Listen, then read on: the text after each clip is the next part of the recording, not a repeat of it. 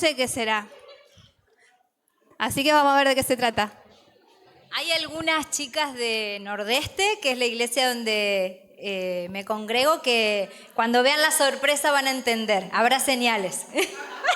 Esperen que se me desató.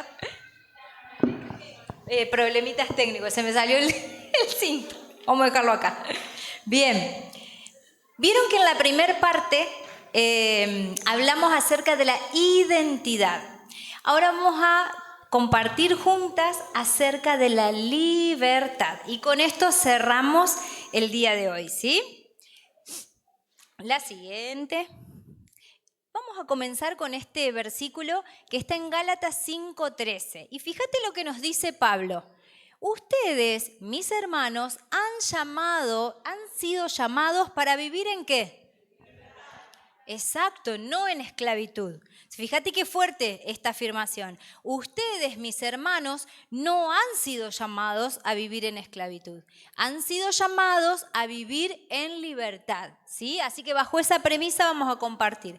La siguiente es una historia que todos quizás conocemos o tal vez alguien en el auditorio no, pero vamos a compartir juntas, vamos a leer la porción donde esta historia se encuentra. Fíjense que siempre le decimos la historia del hijo pródigo. Pero ¿qué pasaría si hoy, ya que es una convención de mujeres, nosotras apropiamos esta historia como la hija pródiga, ¿sí? Y cuando la pensamos, tratamos como de pensarla en nuestra versión, ¿sí?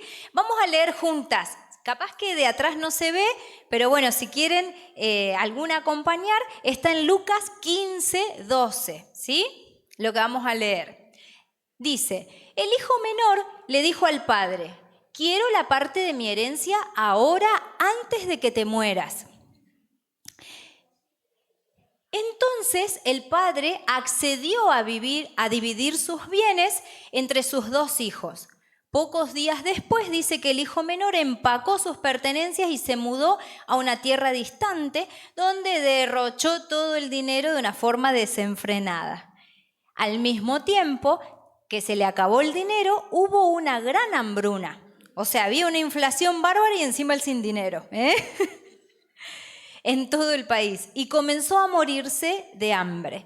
Convenció a un agricultor local de que lo contratara y el hombre lo envió al campo para que le diera de comer a sus cerdos. El joven llegó a tener tanta hambre que hasta las algarrobas con las que alimentaba a los cerdos le parecían buenas para comer porque nadie le dio nada. La siguiente.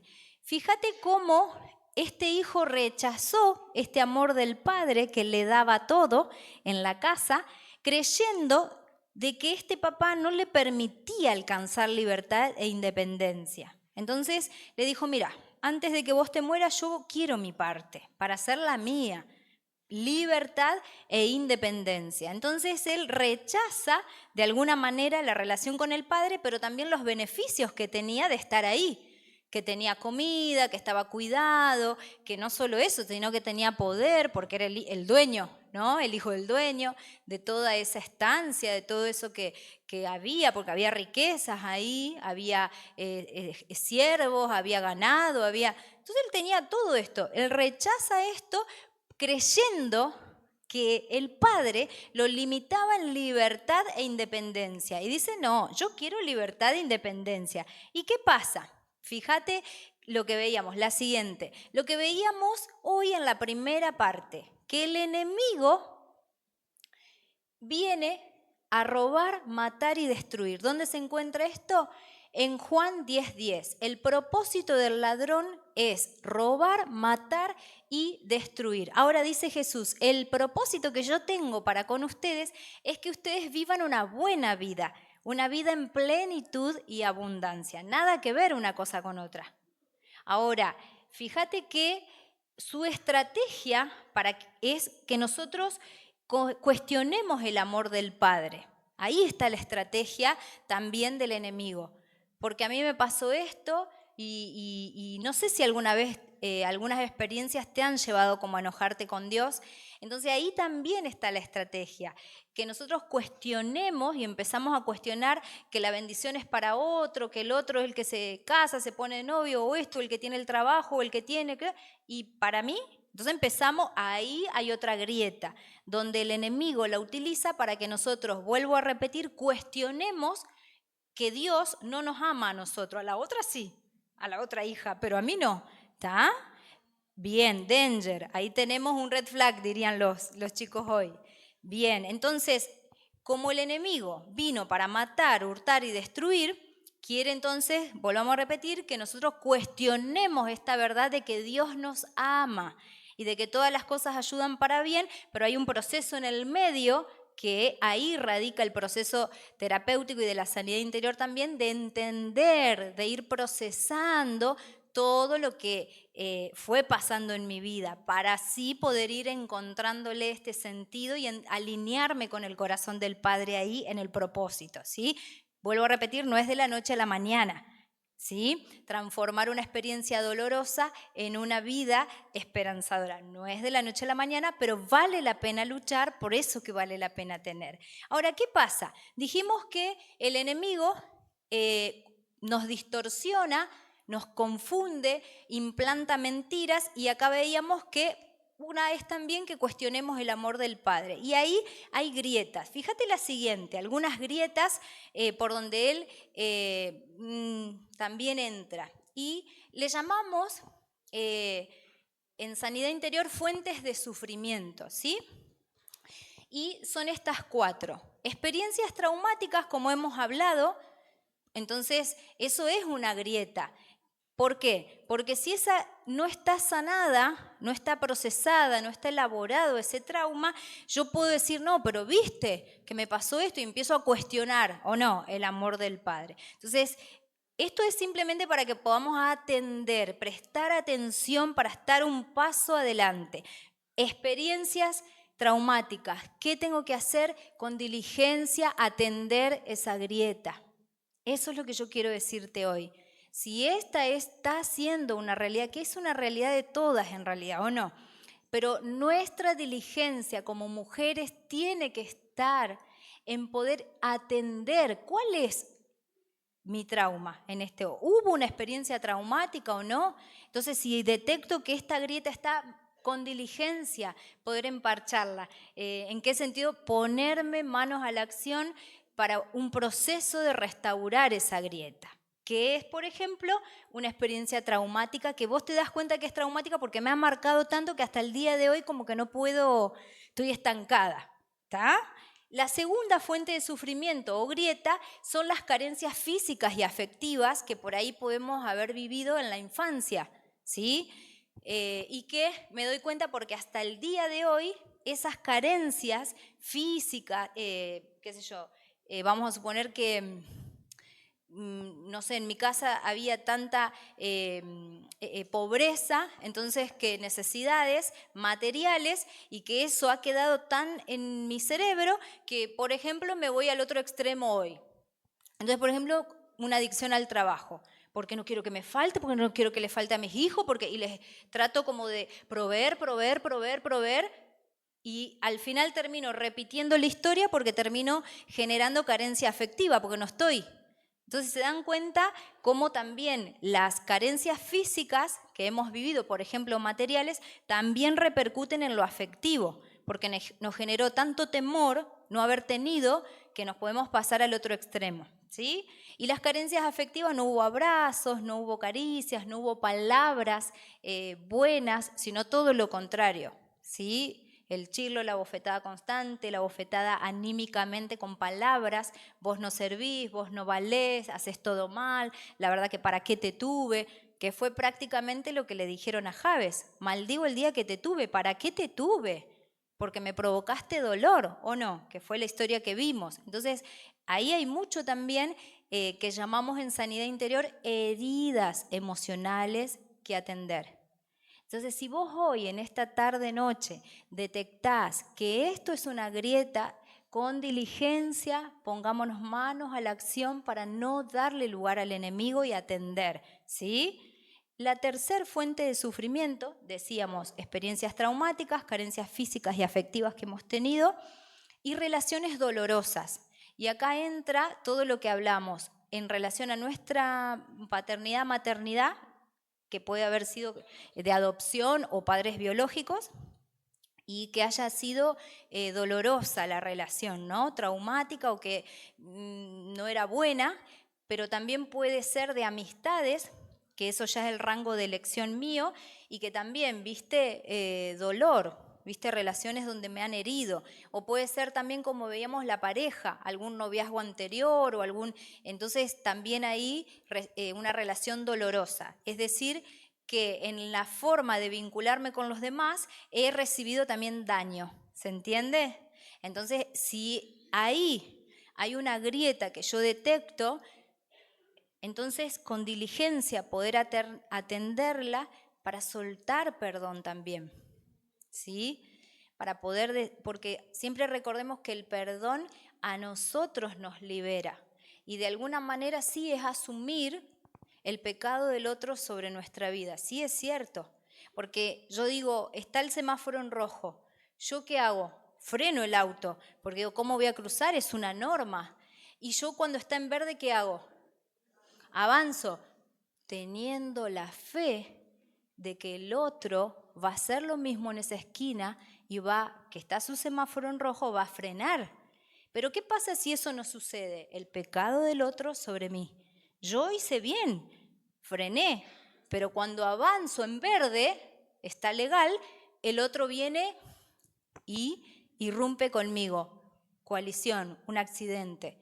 Entonces, cuando hablamos de perdonar es, yo sé que vos me heriste, yo sé que estuviste mal, pero sabés que yo sé que no es algo que te hice. En este caso, yo frené, mi semáforo en rojo, vos pasaste y destruiste un área. Pero cuando hablamos del perdón es como, a pesar de que ese pecado sobre mí, como yo entiendo que también fui perdonada con el mismo procedimiento, alguien pagó por mí que no tenía nada que ver en cuanto a mi pecado, pero lo hizo por amor, con esa mínima esencia de amor, yo poder también otorgarle la gracia al otro del perdón. Pero es un proceso, quiero recalcar esto porque a veces creemos que es de la noche a la mañana que tenemos que, y no es así. Y también quiero, entre paréntesis, decir, porque es algo que veo mucho también en la consulta, perdonar no significa que yo tenga que tener una relación con esa persona. Y eso tampoco significa aunque esa persona sea de mi familia. Y ahí es para otro taller que hablemos de las lealtades familiares, ¿sí? Otro tema, porque si no, no terminamos más. Pero, ¿se entiende? Perdonar no significa que me siga quedando en el lugar donde toda la vida me lastimaron, ¿está? Otro tema. Y el último, la última herida, la última fuente de sufrimiento, el pecado, que acá hay de varios tipos en lo que es el eje de la sanidad interior. Hablamos del pecado generacional, ¿sí? Uno de los puntos de la sanidad interior. Entonces ahí vemos, hay un montón de decisiones que los antepasados han tomado y que incluso hasta conociendo de Dios se han alejado y que repercuten en mí aunque yo no haya obrado esa decisión. Entonces el pecado generacional. Puede haber habido también, que yo no sé si consultaban a brujos, curanderos, si se curaban el empacho, si no sé qué, ¿se entiende? De eso a más grande, pero también puede existir generacionalmente y eso es una grieta, ¿sí? Abierta. Pero también tiene que ver con nuestras malas decisiones y sus consecuencias.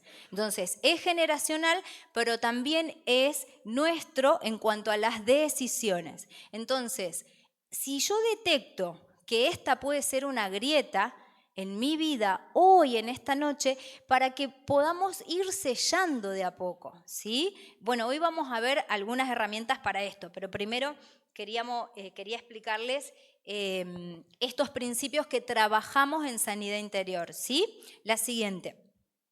Vieron que esto, para no demorar, que se lo lleven de tarea, pero me encantaría, después yo les voy a pasar a ustedes el power para que ustedes le compartan a las mujeres, no hay problema. De esta anterior, si podés volver, de las 4 fuentes de sufrimiento, el ejercicio que venía es que ustedes identifiquen y anoten, ¿tengo las 4? ¿Tengo 3? ¿Tengo 2? ¿Tengo 1? ¿O capaz que nada? pero que cada una identifique. Primero para saber dónde estamos paradas, ¿está? Bien, ahora sí la siguiente. Entonces ahí, ¿qué áreas de sufrimiento? Entonces ahí vos identificás. Tiene que ver con heridas emocionales, tiene que ver con experiencias traumáticas, tiene que ver con pecados generacionales o con el ocultismo generacional o decisiones mías que tengo que también entregarlas a Cristo, que Él es quien me perdona, pero yo confesar y correrme o intentar en un proceso empezar a tomar decisiones diferentes, ¿sí? Bueno, ahí cada una identifica. Y si hay alguna herencia familiar también a la que renunciar, ¿está? Esto es para que lo hagan después tranquilas, porque por honor y respeto también al tiempo, pero quería mencionárselos para que lo puedan tener presente. Ahora sigamos con la siguiente, la historia del hijo pródigo de nosotras, que puede ser también. Seguimos en Lucas 15, ahora versículos 17 y 19. Cuando finalmente entra en razón, porque había una inflación en el país, no tenía un peso, estaba comiendo la comida de los cerdos. O sea, ¿qué me pasó? Habrá dicho, de todo lo que yo tenía en la casa de mi padre, ¿qué estoy haciendo? Yo creo que todos hemos estado ahí, ¿no? Que volvemos en sí y decimos, Dios mío, ¿qué hice con las decisiones, etcétera? Se dijo a sí mismo, en casa hasta los jornaleros tienen comida de sobra y aquí estoy yo muriéndome de hambre. No, volveré a la casa de mi padre y le diré, Padre, reconozco que he pecado contra ti. Porque imagínense entre paréntesis la afrenta que representaba pedirle la herencia antes de que muera. Contra el cielo y contra ti. Ya no soy digno de que me llamen tu hijo, te ruego que me contrates, aunque sea como un jornalero tuyo. O sea, ya ni siquiera aspiro a la posición de hijo. De última hasta teneme como empleado, pero quiero volver, ¿no? De alguna manera. Lucas 15, 17, 19 nos dice, la siguiente, 20 y 21. Entonces regresó, o sea, todo lo anterior él lo había pensado. Volvió en sí, lo pensó, pero ahora pasó a la acción, ¿sí? Regresó a la casa de su padre. Y cuando todavía estaba lejos, su padre lo vio llegar. Lleno de amor y de compasión, corrió hacia su hijo, lo abrazó y lo besó. Su hijo le dijo esto que había él pensado que le iba a decir: Padre, he pecado contra el cielo y contra ti, ya no soy digno de que me llamen tu hijo. La siguiente plaquita. Y dice que el padre lo abrazó. Ahora yo traje una valijita y quisiera dos voluntarias. Dos voluntarias que pasen, que no tengan vergüenza para actuar. Bueno, muy bien. Un aplauso para estas voluntarias. Muy bien. ¿Nombre? Vanina. Ofelia. Bien, Vanina y Ofelia van a representar la escena, ¿sí? Bien, ayúdenme acá, vamos a abrir la valija, ¿sí? Ahí está. ¿Quién va a ser de padre y quién va a ser de hijo? ¿Cómo se van a organizar? Yo de hijo. Bien. Se invirtieron los roles. Bien. Ahora, la siguiente plaquita, vamos a seguir el relato, vamos a hacerlo fiel como era el relato. Entonces vos sos el padre y vos el hijo. Bien. Fíjense que dice que la anterior, la plaquita anterior, perdón. La anterior. Ahí está. Bueno, la anterior. Regresó el hijo. El hijo estaba descalzo, porque el calzado no era algo que usaban los libres. No sé, bueno. El hijo no había comido en días, semanas, meses. ¿Cómo estaba? ¿Qué dicen? Tírenle ustedes tips de actuación. Sucio, desarreglado, bien. Y dice que viene, ¿sí? ¿Y el padre qué hace? Ay, no sé, ¿cómo sería? Y el padre lo recibe. Dice que desde lejos ya lo vio y cuando lo recibe ¿de qué forma?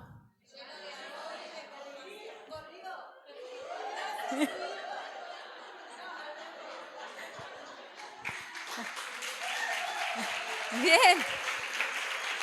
La siguiente. Y dice que le hizo ¿qué? 4 regalos que se relacionan con nuestra identidad y con nuestra libertad. Y esto es, por favor, lo que yo quiero que te puedas llevar en esta noche. Ahora, la siguiente. Vamos a extraerlo de acá, cuáles son los regalos. Dice, su padre le dijo a los sirvientes, a ver cómo el padre le dice, rápido, traigan ¿qué? La mejor, no una túnica, sino más de todos los días. Traigan una túnica especial. Hemos traído una túnica de Mauritania que nos ha dado un chico que fue a misionar allá y es una túnica de verdad del norte de África, lo más parecido que pudimos conseguir. Y entonces el padre le dice que le pongan la túnica. Esta túnica se usa así, así, exacto, así se usa y con ella saben que también duermen. Uh-huh. Bien, pero una túnica, ¿qué más le puso? ¿Qué más? Bueno, ¿quién hace? A ver, un anillo, ahí está, ahí tenemos. Le pone un anillo, una túnica, un anillo, ¿qué más? Calzado, fíjate por ahí si hay unas cholas. Le pone sandalia de la época. Póngase. Muy bien. Muy bien. Le pone el calzado más top de la época. Unas cholas. ¿Y qué más? La siguiente plaquita. Y prepara. Pero fíjate que era un ternero que venía engordando, ¿sí? Y dice, maten el ternero que vamos a celebrar, porque es mi hijo el que ha venido, que ha pasado prácticamente de muerte a vida, ¿sí? Así que quiero que podamos celebrar. Ahora, fíjate lo que representa estas 4 verdades espirituales de identidad y de libertad que se esconden en la parábola del hijo pródigo o de la hija pródiga. Fíjense, le puso una túnica, que no era cualquier túnica, ¿no? Era una túnica muy especial. ¿Qué dice allá? ¿Qué significado tiene? El hijo restaurado a una posición de honor. Volviste a la casa del Padre para gozar de nuevo de los beneficios que en realidad te pertenecían a vos por ser hija de Dios.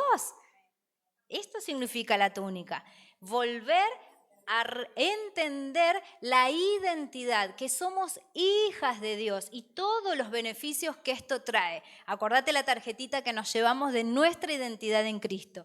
¿Qué más dice que le puso un anillo? A ver qué anillo. Muy top el anillo. El anillo en esa época tenía un sello, ¿sí?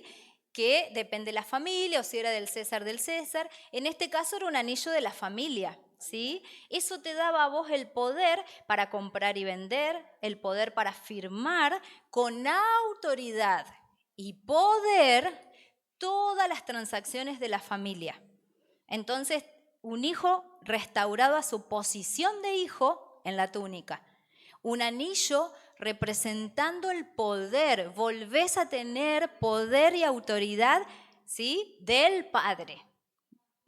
En Cristo, no nuestra. ¿Y qué más le puso? Sandalias. Porque el calzado no lo usaban los libres. Entonces, cuando lo calza al hijo, no, ¿cómo vos vas a esta mentalidad de esclavitud? ¿Cómo? No, vos tenés que andar calzada, y calzada con el mejor calzado de la época que había, porque eso significa tu libertad y la dignidad. Entonces vemos identidad, pero también la libertad que representa. Las sandalias y la dignidad, ¿sí? Como hijas de Dios. Y después, ¿qué hicieron también? ¿Qué se ve ahí? Bueno, eso no lo podía traer, el ternero. Está un poquito caro, discúlpenme. No sabía cómo hacer. Pero fíjense, dice que el padre dio la orden a los sirvientes de que maten y que celebren. ¿Y ahí qué representa eso? La comunión restaurada con el Padre, ¿sí? Fíjate cuántos principios espirituales sacamos. La libertad que tenemos en Cristo, no tenemos por qué andar descalzas.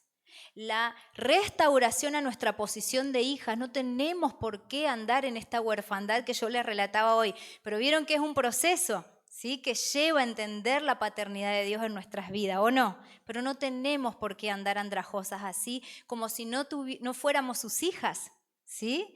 Y también nos da poder y autoridad en su nombre, que este es el mismo poder que Cristo le confirió a sus discípulos y es el mismo poder que le confirió a la iglesia y es el mismo poder que tenemos en Él, ¿sí? Así que, bien, y celebraron porque eso significa un simbolismo de la comunión restaurada del Hijo con el Padre, de nosotras con nuestro Padre. ¿Cuántas verdades para sacar de ahí, no? Le damos un aplauso a estas grandes actrices. Yo les voy a hacer un regalito a estas valientes, que les voy a pedir que, si son tan amables, los puedan abrir para mostrarle a las chicas. Sí, gracias por pasar. Sí, la ponemos acá. Hay una chica en nuestra iglesia que es una artista plástica, que ella bendice con el talento que Dios le ha dado. Cuando ustedes van a la Franco Colelia, van a ver en la Franco Colelia su arte, sus pinturas, se llama Dani Cejas. ¿Sí? Nuestra vida vale mucho, ¿eh? Bien, gracias. La cambian, si no. Vamos a dejar eso ahí. Muchas gracias.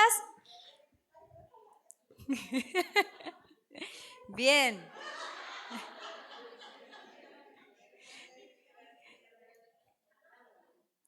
Gracias de verdad por haber pasado. Ahora, la siguiente. Fíjense, tal como veíamos en Jabes, que él reconoció la maldición generacional a la que estaba expuesto y le pidió a Dios que transforme eso. Yo te quiero contar 3 ejes de la sanidad interior que trabajamos desde ese eje terapéutico psicoespiritual, ¿sí? Y son estos. La restauración es el proceso por el cual una persona, es un proceso, vuelvo a repetir, ¿no? Empieza a abrir sus recuerdos y empieza, por supuesto, no te voy a mentir que es un poco angustioso, uno llora, porque uno deja de tapar, deja de reprimir, deja de, poner abajo de la alfombra, ¿no? Y empieza a identificar que las heridas emocionales, los pecados generacionales, las herencias, los patrones generacionales a los que estoy expuesto, las carencias afectivas, los traumas, ¿sí? Lo que hemos visto hoy. Entonces, la restauración es el paso, gracias, de la sanidad interior que me habla del pasado, de aquello que me fue robado, que me fue quitado, ¿sí? A través de un trauma, a través de que mis padres quizás no ocuparon el rol que tendrían que haber ocupado, ¿sí? Entonces, no es que no reconozco que algo pasó, sí. La restauración en sanidad interior es ese proceso por el cual yo me expongo ¿a qué? Por supuesto, una persona que me acompañe, pero lo más importante a la guía del Espíritu Santo, que sea Él que me empiece a mostrar, a revelar qué es, cuáles son esas grietas, porque yo ya no le quiero dar más lugar a Satanás para que me ate con eso, ¿está? Entonces la restauración es ver todo lo que pasó en mi pasado y ese proceso de ir restaurando, ¿sí? El templo. Y fíjate que el enemigo hace esto. Destruye primero las murallas, después destruye la ciudad, va al templo y por último al altar, ¿o no? Y Dios hace lo opuesto.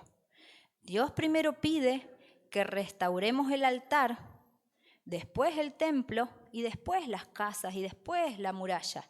Entonces, evidentemente, el proceso de restauración es de lo más profundo hacia lo más superfluo, ¿sí? Y es para valientes como las chicas que pasaron, pero vale la pena. El segundo proceso de la restauración es la restitución. La restitución tiene que ver con darte cuenta en el proceso acompañado, ¿no?, de todo lo que Dios puede hacer para restaurar, pero también es más enfocado en el presente, todo lo que tenemos en Cristo. Entonces ahí empezamos desde el agradecimiento también a ver, mira de dónde hemos venido y lo que hemos podido de a poco ir construyendo. Pero la restitución también tiene que ver con una promesa que está en Zacarías 9 y que es que se nos va a ser restituido el doble, el triple de lo que el ladrón nos quitó y nos robó. Entonces la restitución en el proceso de la sanidad interior, yo no sé cómo va a ser para cada una, pero en el proceso Dios es una promesa para con sus hijos en que va a restituir. Y pensá en la vida de Job, le fue restituido. ¿Sí?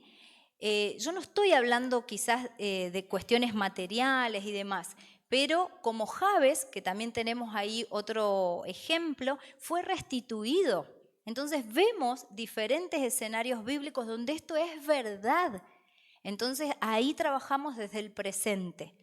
Y ahí vamos trabajando para ir al último paso de la restauración o de la sanidad interior, que es la consolidación, que tiene que ver con empezar a tomar decisiones con mayor sabiduría para que mejoren nuestra calidad de vida, para consolidar nuestro futuro. Por eso hablamos de que la restauración es ver, a ver, ¿qué hay que reconstruir? ¿Qué está roto? ¿De dónde arrancamos? ¿Sí? La restitución es desde el presente, empezamos a trabajar junto con el Espíritu Santo para que Dios empiece a proveernos eso. Porque esos regalos, esos 4 regalos que vemos enraizados en la figura del hijo pródigo o de la hija pródiga son para nosotros. Acordate, cuando ves una verdad, créela. Cuando ves una promesa, reclamala. Y una orden, obedecela. ¿Sí? Ahora, mira la siguiente. Vamos a hacer... la anterior... Bueno, sí. No, perdón, la siguiente. La libertad solo se consigue renunciando a la mentira. ¿Se acuerdan que en la primera parte teníamos que identificar las distorsiones? Bueno, ahora hay que renunciar, hay que tomar una determinación, hay que pasar a la acción y decir, basta, hasta acá llegué. Yo no voy a seguir en este camino creyendo como una verdad absoluta todas estas distorsiones. Voy a buscar ayuda, voy a empezar un proceso, ¿sí? Renuncio a creer esa mentira y elijo creer la verdad. ¿Sí? Ahí se llevan las tarjetitas también para seguir meditando. Y tomando ¿qué? El poder y la autoridad que el Padre nos da, el anillo, ¿sí?, que representaba ese poder y autoridad y la libertad en Cristo, esas sandalias, ya no estamos esclavizadas, es que en su nombre tenemos poder y autoridad como le fue concedido a los discípulos y así a la iglesia en su nombre para empezar a consolidar nuestra vida. Y acá viene el siguiente ejercicio, que creo que ya se los entregaron, ¿sí? Lo van a hacer la siguiente, en sus casas tranquila, no lo vamos a hacer ahora, pero siguiendo este lineamiento, restauración, ¿sí?, restitución y consolidación, ¿qué tipo de decisiones quiero de a poco empezar a ordenar? Porque Dios es un Dios de orden. Su esencia, su carácter tiene que ver con esto. Y donde hay orden, hay paz. ¿Sí? Entonces, entendiendo esta esencia, cada vez que yo me acerco a ese orden y salgo del caos que representaba mi familia de origen, salgo de eso, del desorden, de horarios, de finanzas, de hábitos, de malos hábitos, de relaciones, de decisiones, y cada vez voy consolidando más mi vida. ¿Y qué tenemos? ¿Cómo vimos? Como el hijo pródigo cuando regresó, que ahí se da cuenta de lo que había perdido y el padre se lo vuelve a recordar. Hijo, tenés libertad. Podés restaurar la comunión conmigo, tenés poder y autoridad, ¿sí? Entonces, en ese espíritu es que yo quiero dejarles esta tarea, para que ustedes se preparen un mate y de verdad puedan sentarse a trazar su vida en 1 año y en 5 años. Hay otra parte que hacemos en el consultorio a 10 años, pero bueno, ya es mucho. Vamos a arrancar con 1 y 5 años, ¿les parece? Bien, fíjate el área familiar. De acá a un año, de acá a 5 años, ¿qué es lo que a vos te gustaría con tu familia de origen, del caos al orden, empezar a poner límites o empezar a tomar con poder y autoridad, no nuestro, concedidos por el Padre, empezar a ordenar? Visualízate, de acá a un año, de acá a 5. Pero después está tu familia, la de origen, pero también la que vos construiste, ¿sí? O la que querés construir, ¿cómo te querés preparar para eso? Entonces ahí vos vas a colocar a nivel familiar, de origen, la mía o la que quiero formar, mis metas son estas, con claridad. Y de acá a 5 años me gustaría verme así en ese área. Emocional. Entonces, de acá a un año me gustaría de verdad, no sé, tener mayor regulación de mis emociones, pero también abrir, expandir el territorio emocional en el sentido de conocer mis emociones, empezar a registrarlas y también empezar a, ¿sí? Entonces ahí, bueno, vos colocá cómo te gustaría en ese área emocional estar de acá a un año y a 5. Después dice intelectual, ¿sí? Y esto tenemos un gran modelo en Lucas 2:52. Y el Señor Jesús crecía vincularmente, intelectualmente, espiritualmente en su relación con el Padre, físicamente. Ahí tenemos un gran modelo de salud integral. Entonces, siguiendo ese sentido, y a nivel intelectual, ¿qué querés empezar a leer? Proponete leer libros, proponete aprender cosas nuevas. ¿Qué querés empezar ¿sí? Entonces, proponete a nivel intelectual desarrollo personal en ese área. ¿Qué metas te vas a colocar? De acá a un año y a 5, ¿cómo te querés ver? De acá, la otra, laboral profesional. También, ¿qué querés emprender? ¿Cómo te gustaría estar de acá a un año y a 5 a nivel laboral y profesional? A nivel financiero, gran grieta de herencia familiar que es para otro taller de educación financiera, ¿o no? Pero gran tema hoy porque estamos siendo muy acechados por la economía.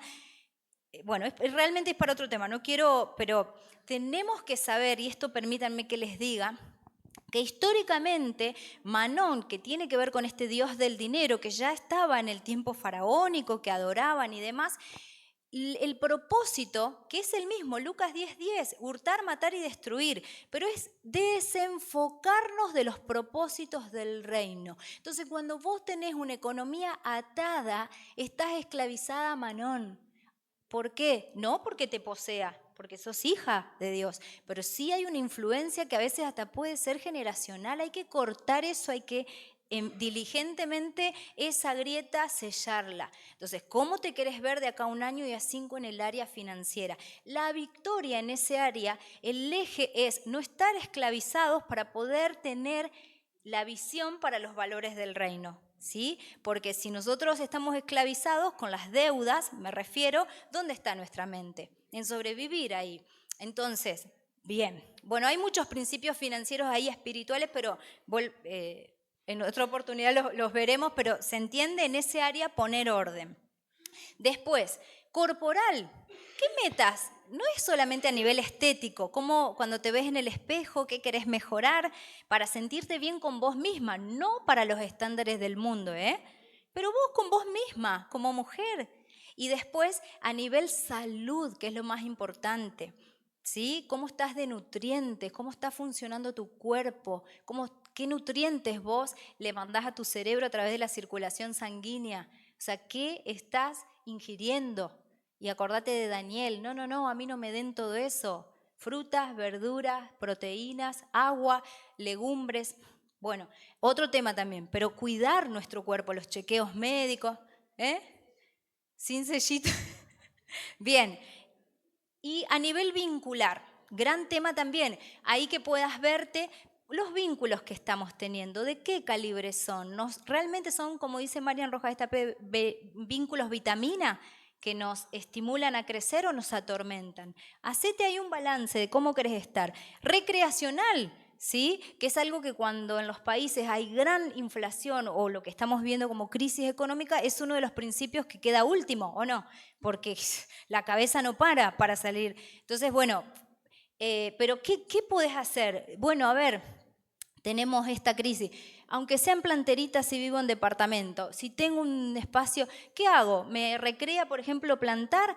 Bueno, cuando corto el pimiento, le planto las semillitas, lo que sea, no hace falta gastar, ¿se entiende? Porque le seguimos sumando, si no, más deuda. Pero abran para ver en ese área de verdad qué les hace bien, que las corre un poco de las preocupaciones también, de las responsabilidades y demandas. Todos necesitamos crecer también en ese área. Y por último, espiritual. ¿Cómo te querés ver en tu relación que sea cada vez más sana con el Padre y que de acá a 1 año, de acá a 5? ¿Sí? Así que eso se los dejo de tarea, porque de verdad yo creo que vale la pena que se tomen un café con ustedes mismas o que unos matecitos y que se hagan un tiempo para poder planificar su vida. La siguiente y ya vamos terminando.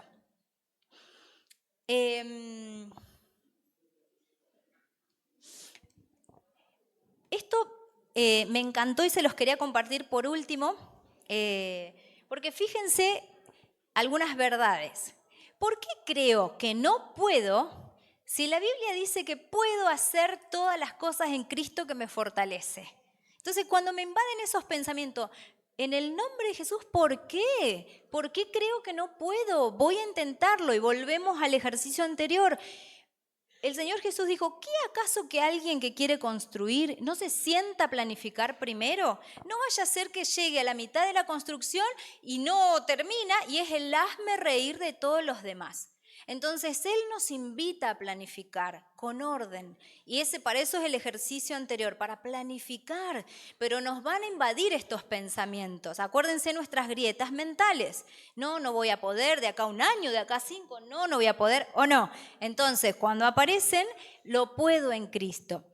¿Por qué creer que soy débil si la Biblia dice que el Señor es la fuerza de mi vida y que yo seré fuerte y haré cosas porque conozco a Dios? Después les voy a pasar la plaquita para que ustedes vean los versículos donde está sustentada esta verdad, para que se los anoten, ¿sí?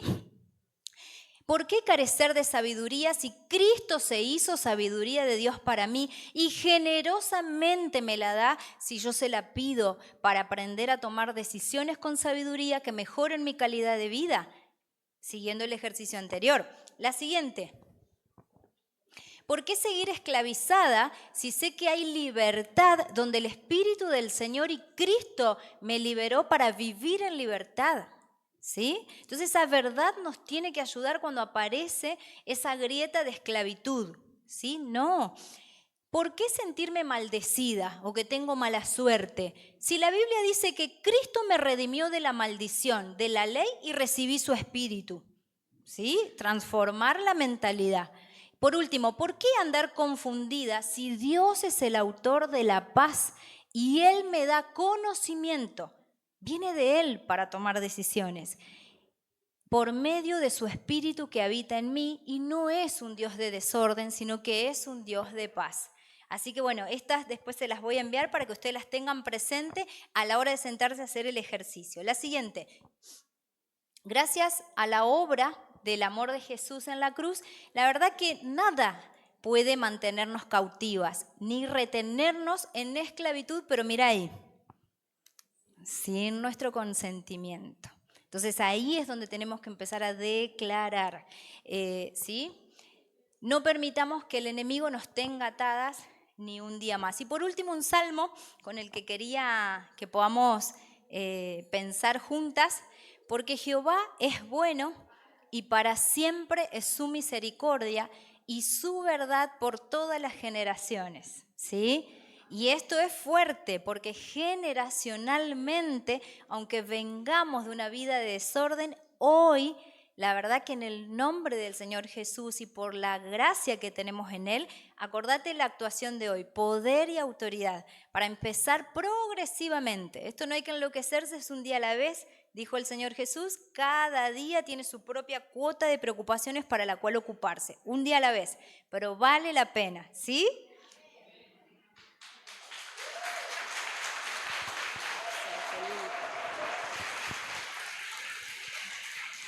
Gloria a Dios. ¿Qué le parece si se pone en pie ahí donde está?